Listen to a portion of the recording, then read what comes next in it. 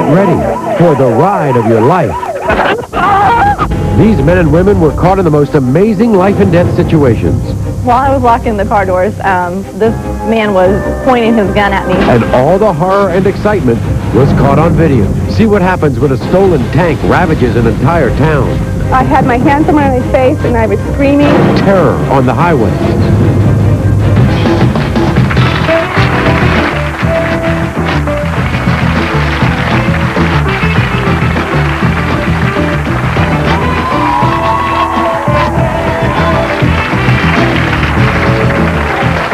You know, when you think about it, some of the most terrifying moments ever caught on tape are on the highway.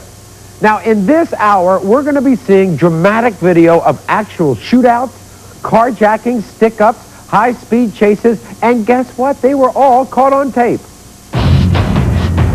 In Walton County, Georgia, a police officer pulls over a speeding vehicle and has a life-threatening encounter. The reason I stopped you doing 88 miles an hour. 55.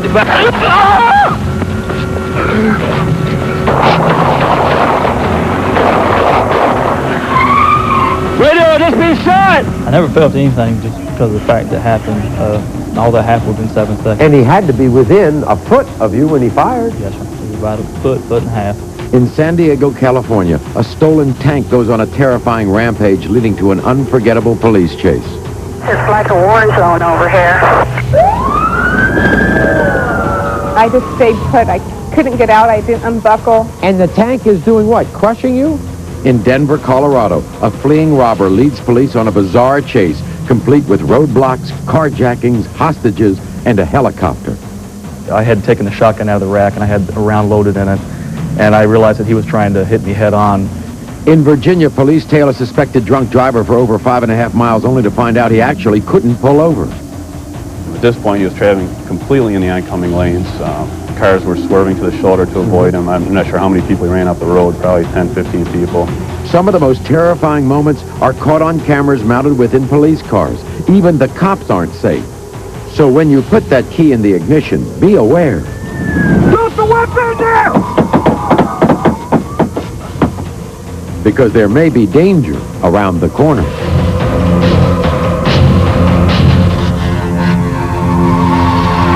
Brenda and her 2 children, like so many others, on vacation when they found themselves right in the middle of a crime scene.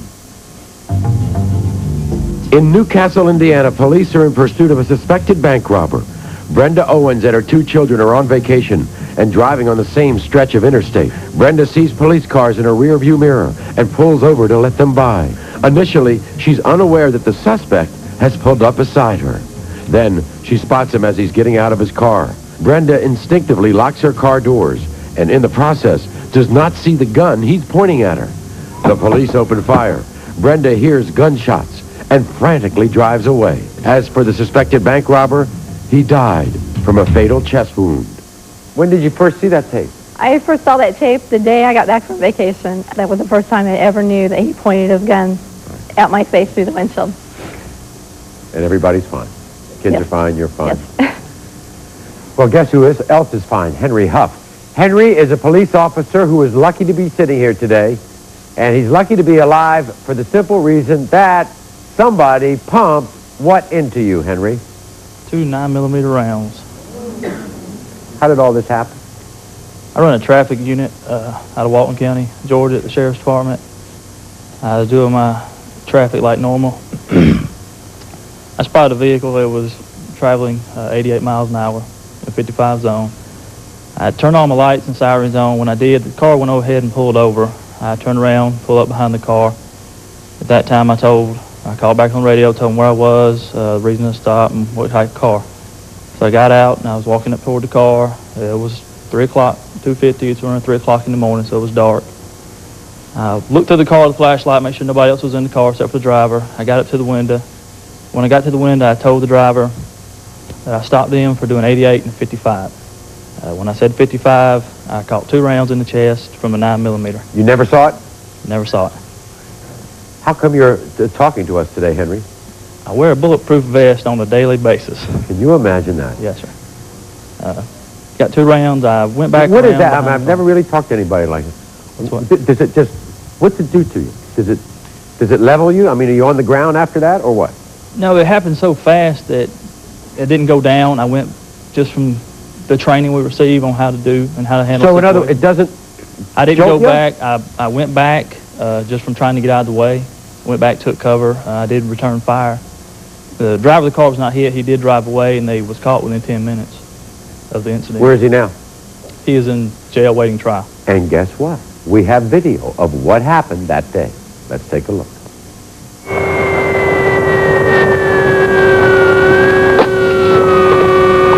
Whiskey North Foxtrot 173, WNF 173, 81 in front of the schoolhouse. Long Grove. 448 and 38.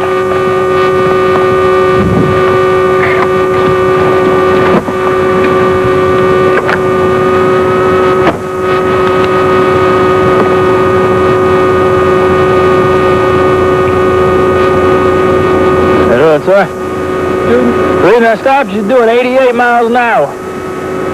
55.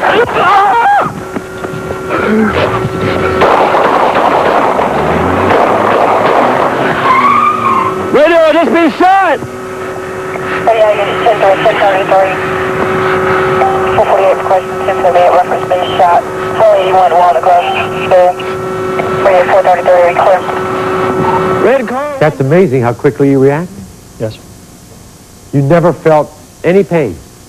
I never felt anything just because of the fact that happened.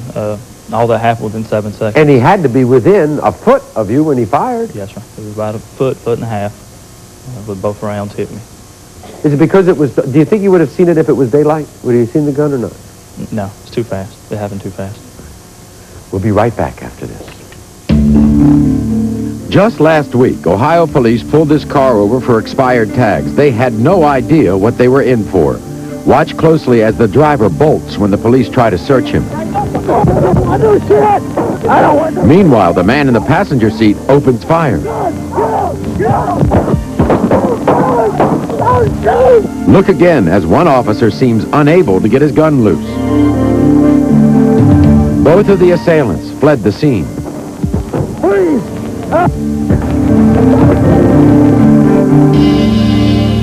And next, We'll see how police stop this tank's terrorizing rampage.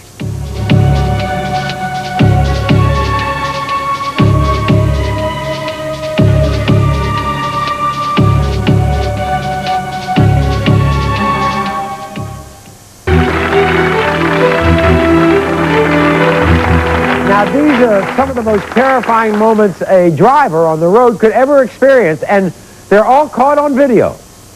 I mean, Sandra will never live a day like this again the rest of her life. You're at a stoplight, the way you are every day, and all of a sudden, you see... A tank. A what? A military tank. A tank. An out-of-control tank. Yes. I came up to a stoplight. This is in San Diego? Yeah, this is in San Diego. I came up to a stoplight, and the stoplight was broken, so you automatically stop, and I looked to the right, and there's a big puff of black smoke, and inside there is this tank.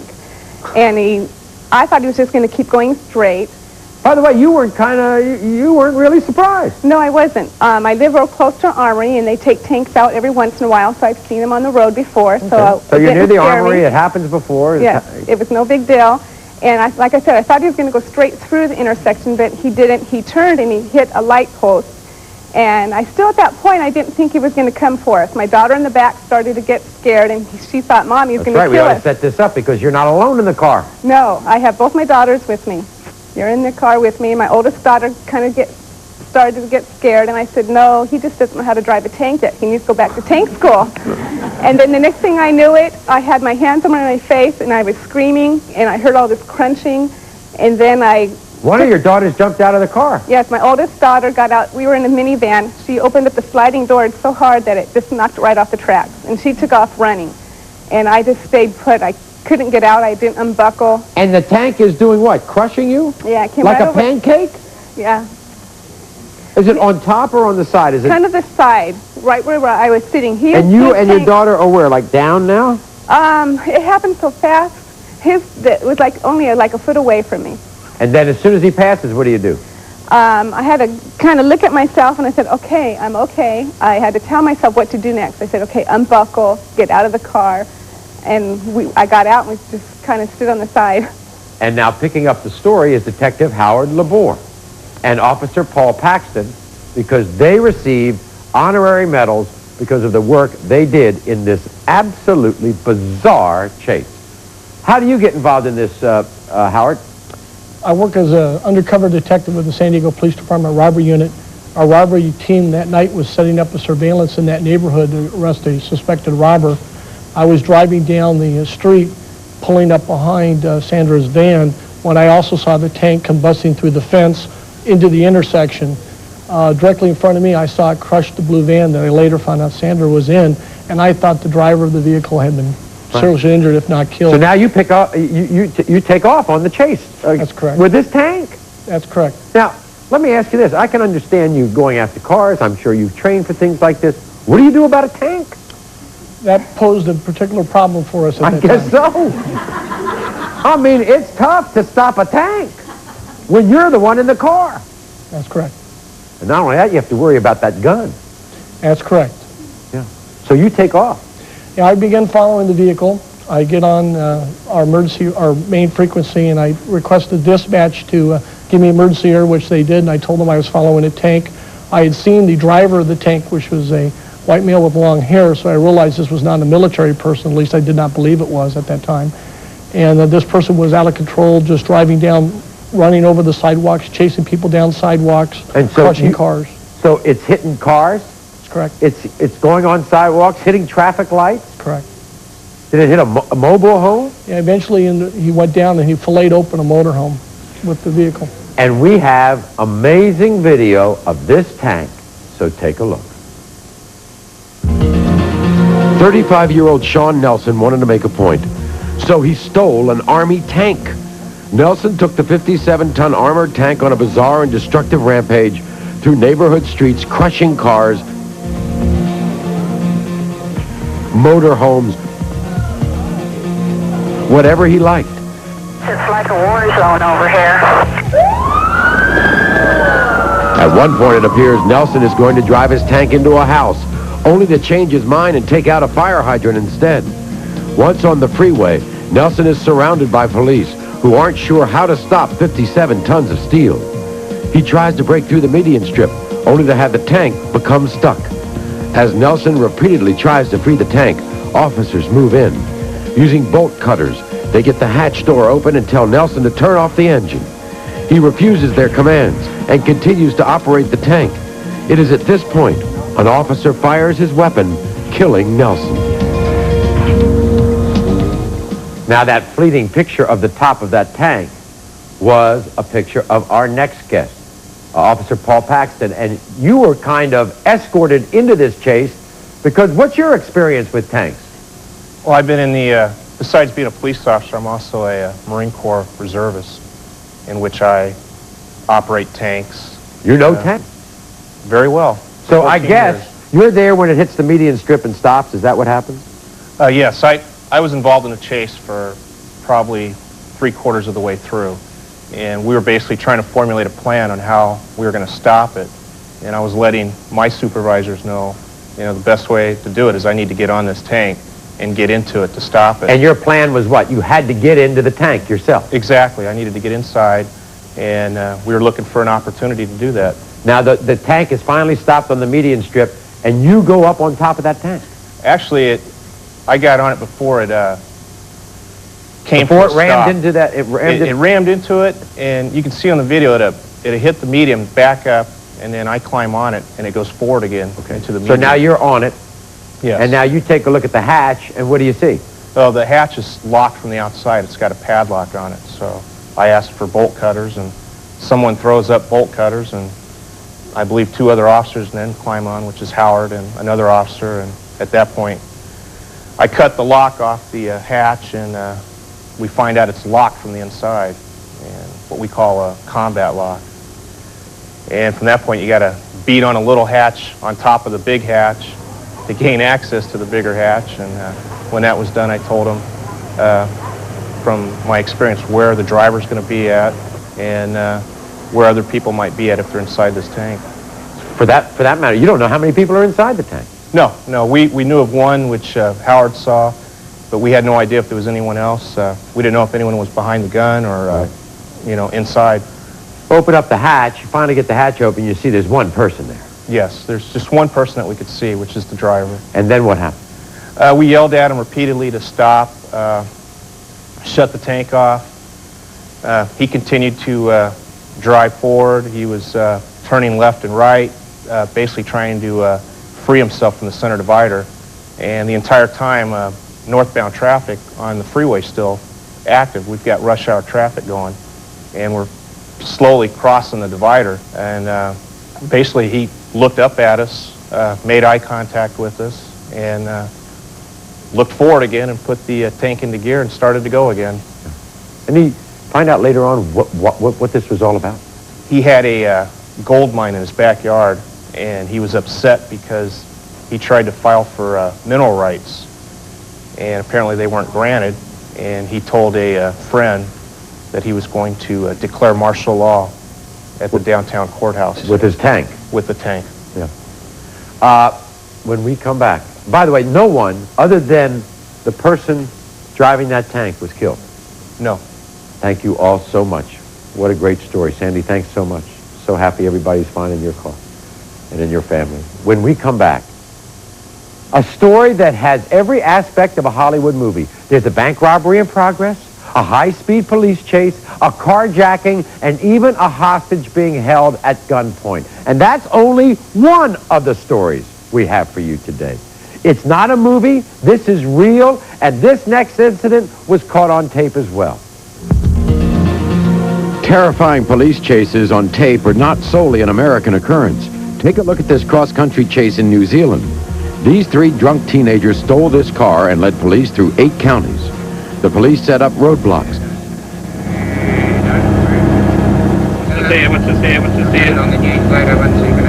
All of which were unsuccessful. They tried running the car off the road. He's gonna shove them, he's gonna shove them, he's gonna shove them. Also unsuccessful. The recklessness of the chase almost caused accidents as motorists got cut off. Eventually, the cops surround the car, knocking the car off the road. Watch closely as the policeman approaching the driver's side door attempts to climb onto the vehicle. Suddenly, the car is thrown into reverse, and the policeman trying to hold on gets tossed when the car goes into a spin. Then, the vehicle takes off again. Another police car collides into him, and the chase is back on. Let's look at that again. The cop gets to the door, the car spins, and he's thrown from the vehicle. After 45 minutes, the policeman's persistence finally paid off as they surrounded the car once again. But this time, they got their men. Look at him getting into the car there.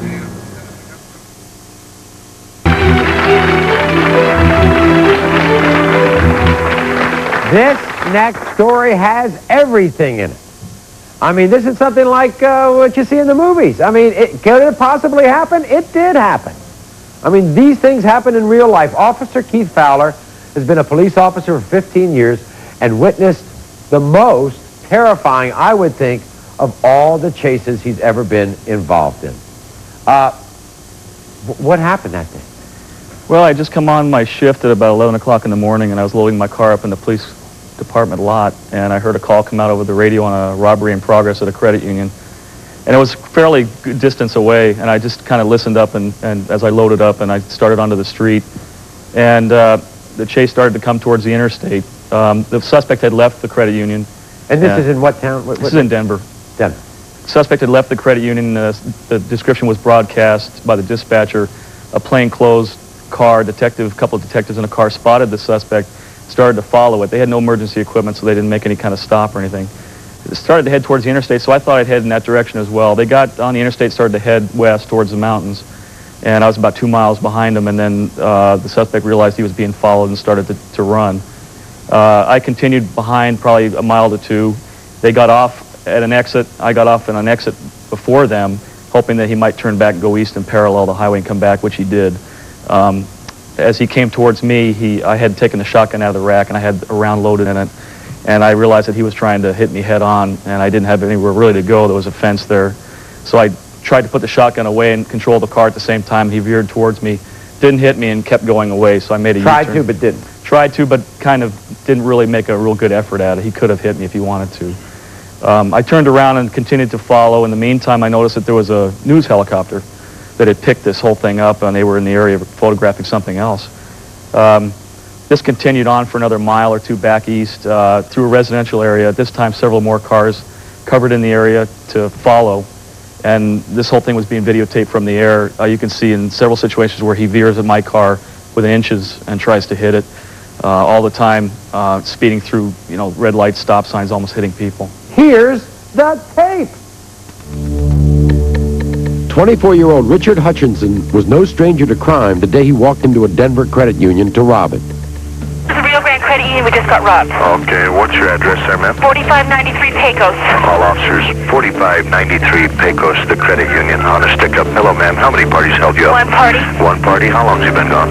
Approximately 35 seconds. 35 seconds? Which way did he leave there? He left out our main door, ran down 46th Left out Avenue. your main door. 7 blocks away, an unmarked police car spotted the suspect. We're going under the underpass to Interstate 70 westbound, and he is refusing to stop. A news helicopter picked up the chase. The suspect is outrunning police. An attempt by 2 squad cars to block him is unsuccessful. This time, 2 detectives are in an unmarked car waiting for Hutchinson. When they realize he isn't going to stop, they run. Without braking, the suspect runs over one of the detectives at 57 miles an hour, killing him instantly. Hutchinson continues to elude police, but loses control of his truck and hits a tree. Now on foot, the suspect is running through backyards and is jumping over fences. After an unsuccessful carjacking, he fires shots at the fleeing driver. With police nowhere in sight, he stumbles down a ravine and into a trailer park. There, he comes across a man and his daughter. He lets the girl go, but takes the man hostage as his getaway driver.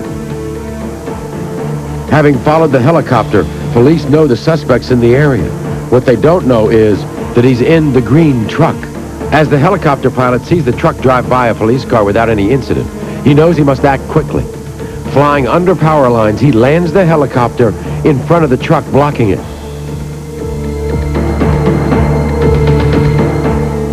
As police converge on the truck, Hutchinson points his gun at them. The police then open fire, killing him. Miraculously, the hostage was unharmed.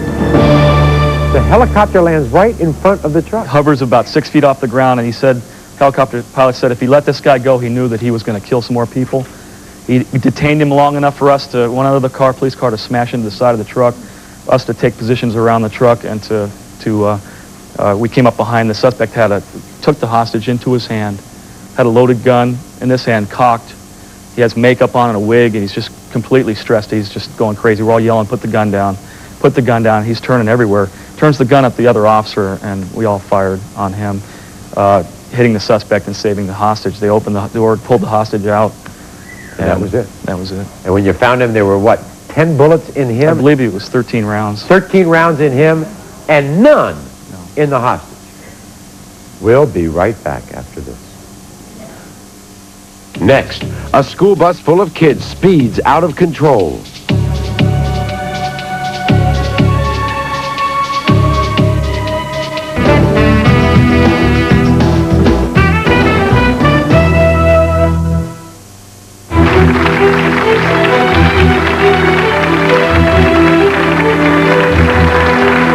How many 18-year-olds can call themselves a hero? Take a look at this video.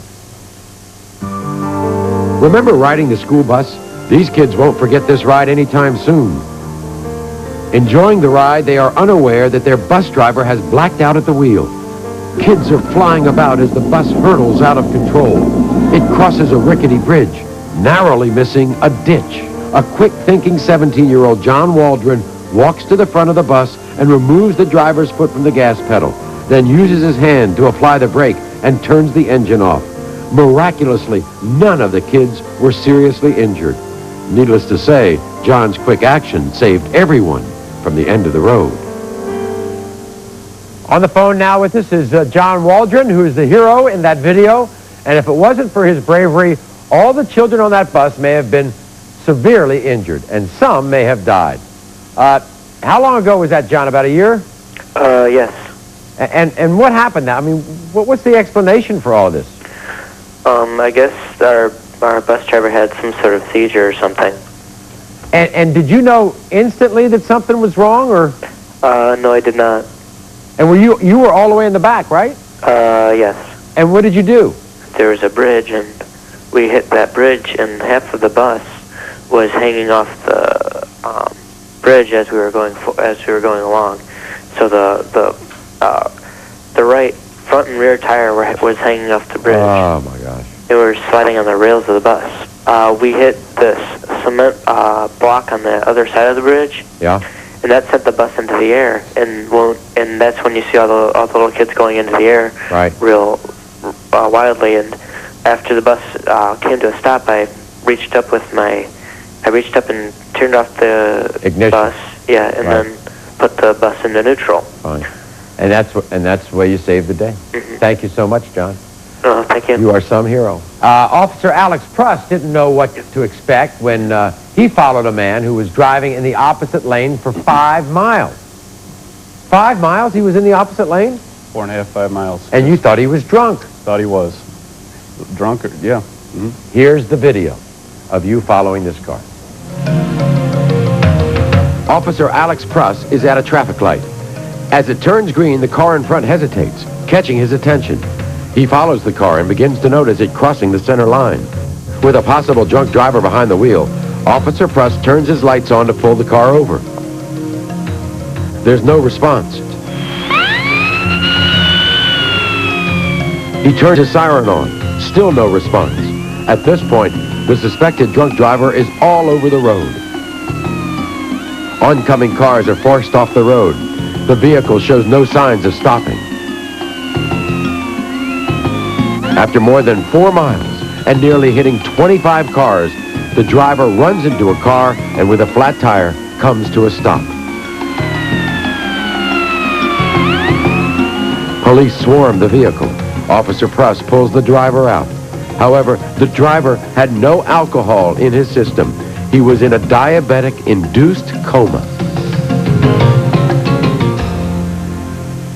By the way, officer, what was he in? Did he have to? Did he get a ticket? Anything worse than a ticket? Well, we did charge him with fleeing and eluding. I'm not sure if that what's going to happen when that reaches a prosecutor. Even though he has an explanation, he still is responsible, of course, to monitor his medication. So he will be charged with something. I'm not sure what it's going to end up being. When we come back, we're going to talk to a woman who police say was forced into a cab at gunpoint. She was held hostage for 12 hours, and we're going to find out how that chase in a taxi ended up. But first, watch this dramatic video of a motorcyclist who tried to outrun the police. The man on this motorcycle is accused of assault with a deadly weapon and is eluding police officers. Reaching speeds of 135 miles an hour, the suspect exits the freeway, but is unable to stop. Miraculously, this man survived and was taken into custody.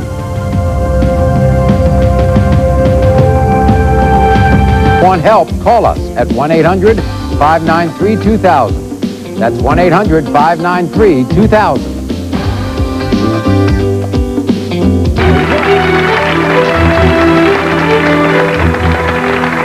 Terror on the highway. That's what we're talking about today. This next video is an actual carjacking in progress. Take a look at this.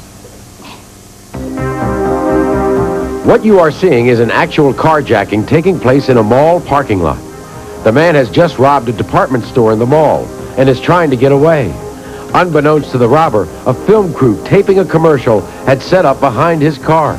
And that's why he probably went to the nearest car he saw running that just pulled up. And he probably went in there to hijack his car. That's why all of our people suddenly saw the gun and started running over here. Police found the suspect 2 blocks away in his home. We got the money back, the car back, got the gun. So we were able to get everything back. How would you like to be held hostage in a taxi cab? That's what happened to Darlene. How would you like to be held hostage for 15 minutes, 20 minutes? How about 12 hours at gunpoint? Is that what happened? Yes, And who was doing this to you? my ex-boyfriend. He just showed up? Well, I was getting my kids ready for school, and I called a cab for us so I can take them to school so I can go to work. And then, as I was going out to the car, I heard some noise, and I turned around, and I saw him coming up behind me. He told me to get in a car, or he'll kill me there. So I didn't want my kids to see nothing like that, and so I told my kids to go in the house. And I went ahead and got in the cab, and he got in behind me. Now, there's a driver, There's a driver. and in the back seat are you and your ex-boyfriend. Right. And he's got a gun. He got the guns to the cab driver and told the cab to take What off. are you and- doing for 12 hours in this taxi? Well, he just told me that he would kill me and kill himself. And what was he doing all this time? He would just freely kept telling me what he was going to do. For 12 hours? For 12 hours. And then finally I got him to calm down, and he told me... What about the taxi driver? What was he doing all this time? He was trying to talk him out of it, telling him that we need to turn back around and go back home, and maybe we can... How many miles did you travel? I'm from Kansas City, and we end up in Collinsville, Illinois, and... So you went from Kansas City, Missouri, right, to Illinois. That's across state line. And Finally, what happened? finally, we was an hour away from Chicago, and finally he told the cab to turn around so we can go back home. And that's when we end up in Collinsville, Illinois, and the police officer saw us, and there was a police officer on the side, and once we passed the police car, the officer followed behind us, and by the time I turned around, there was like 3 more other cars, and we was in a high-speed chase. He told the cab to keep going. How long was the chase for? It lasted like 15 or 20 minutes, and he told the cab driver to keep going, and we was going 100 miles per hour. The cab driver hit him with a flashlight, and He's driving 100 miles an hour, and he's hitting your boyfriend with a flashlight? Right. He Some turned around cab and hit driver. him, and we hit the side rail twice, and next we went onto the other lane, and with no cars coming at the time, we ended up in a ditch, and that's when my ex-boyfriend jumped out the window rather, and he ran, and that's when it all ended. There were shots fired, weren't there? Yes, there was shots fired when there was a struggle with the cab driver, and it hit the windshield. Cab driver's all right? Right, he's all Your right. ex-boyfriend is charged with kidnapping. Has not been brought to trial yet. Right. Okay, and that was the end of that story. Yes. What do you want to ask? Stand right up. I'd like to know, how do you steal a tank? How about that? Basically, the tanks they were locked from the outside, but they failed to lock the driver's compartment. And unlike a car... By the way, do you need a key? No, that's what I was getting at.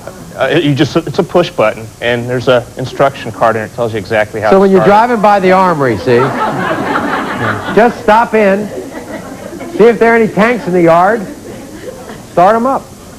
When we come back, we're going to see an amazing video of a man who steals a cab, then opens fire at police. The end of the shootout is unbelievable, and we're going to see it when we come back after this.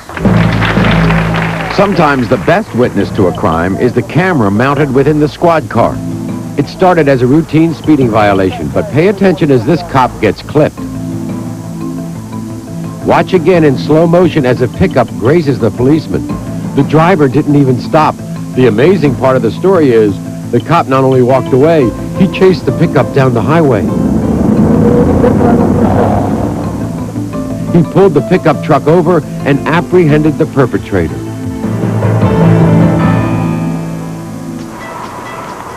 Officer Rick Gandy is no stranger to car chasing. After a routine stop, a suspected drunk driver takes off. Officer Gandy is in hot pursuit. 437, break traffic, I'm in pursuit. The car zipped through residential areas at speeds up to 60 miles per hour. The suspect suddenly bails from his car. Officer Gandy stops his patrol car to give chase on foot. Unknowingly, leaving his vehicle in neutral, it rolls over him, pinning him underneath. Let's take another look.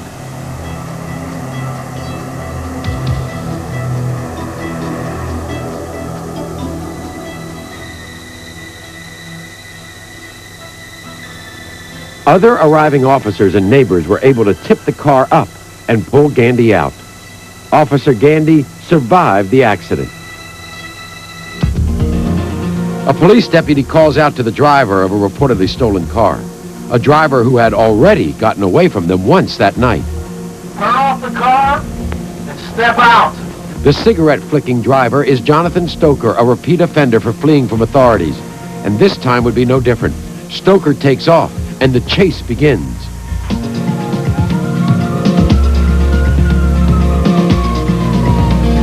Deputies who got close to him were either run off the road or sideswiped. The chase lasted over 2 minutes and covered about 1.5 miles. He may have never stopped had he not driven into a dead end. But even after being cornered, he was still trying to get away, so the police had no choice but to open fire.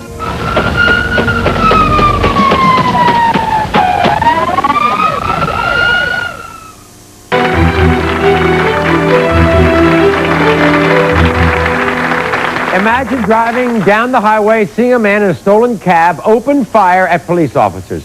This is video of motorists witnessing just that. In Arizona, police are in pursuit of a suspected car thief. After 30 minutes, police stop the car by using road spikes. The alleged thief exits and moves to the front of the car.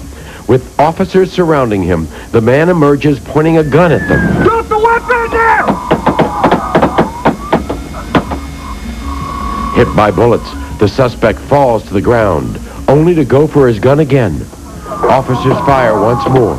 Amazingly, the suspect survived being shot 7 times. Yes. To the officer on the end, you said they caught the guy 10 minutes after he had taken off. Yes, ma'am. Do you know how long he's going to get in jail? No, ma'am, it's still on trial. It's still going on, yes. Yeah, for Henry, I was wondering how it feels to go back to work. Yeah, how about that, Henry? I went back a week after it happened. It's a little nerve-wracking, but it's the job. You got to do it. And do you wear the vest every day? Yes, sir. I wear it every day. My question? Are you wearing it right now? I got it on right now. You do? Yes.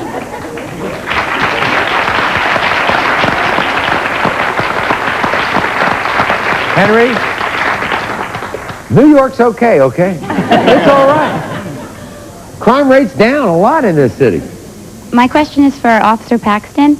I was wondering about the tank. You said that the tank was locked from the inside and that it was also padlocked. I thought you said from the outside, and I was wondering how you finally got in. Someone, yeah, well, also the man who was inside it, did someone lock him in if it was a padlock and on the outside? We believe that they had left the driver's hatch, which it's separate from the rest of the tank. They left that unlocked. He got in. When he got inside, he locked the tank, the upper hatches from the inside, and they train us that have gone through tank school how to open it from the outside if you're locked out, and they padlock it as a way of securing it. Darling, this is for you. What possessed your boyfriend to kidnap you? Because I was had left him and put a restraining order against him so I can stay away from him. He got mad because you had a restraining order against him? Right. Poor baby. We'll be back right after this.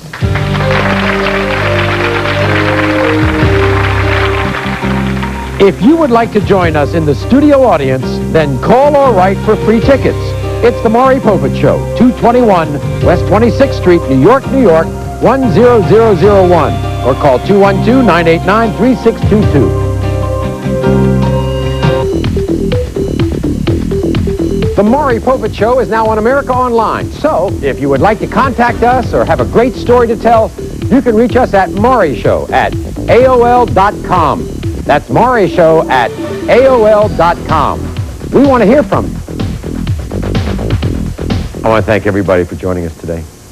I know these experiences are difficult to talk about because you were so close to them, but you did it well, and I thank you very much. And it's tough out there. I mean, obviously, a lot of your jobs are very harrowing, and we can understand the danger that goes with them, and you all have come through in flying colors. I thank you very much. And the rest of our civilians as well. You did a great job because you're here to tell about it. Thank you so much out there. Thank you, everyone. Until next time, America.